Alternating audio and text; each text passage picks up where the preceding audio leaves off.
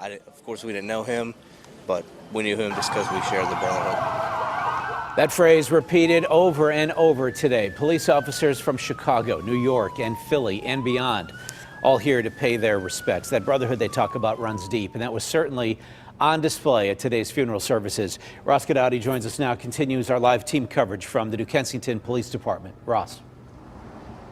Certainly one of the darkest days in New Kensington history for the family, for the officers who knew him, for the residents of this town.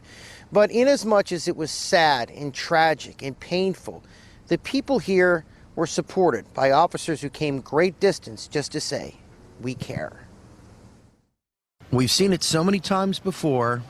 Members of the law enforcement community leaving their hometowns to come to one of ours.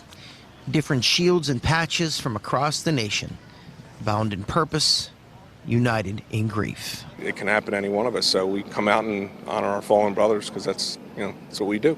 This is what it's all about to me, being a police officer, the brotherhood, to be here for the family. In this case, the family of fallen officer Brian Shaw. The very last out-of-town trip any cop wants to make is to another officer's funeral. But what has to be done has to be done. The trip was common sense to me.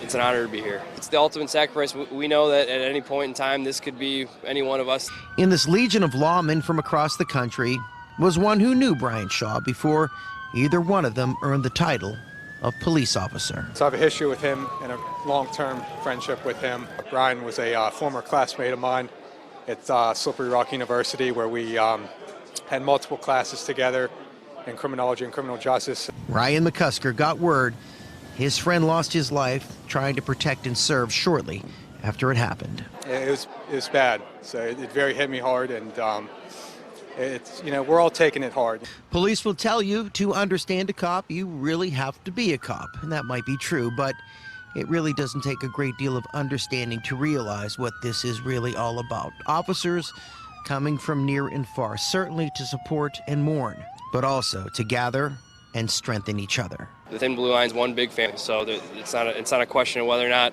spend a little bit of time here or there, take off a day of work. It's important to be here. We're strong together, and that counts the most.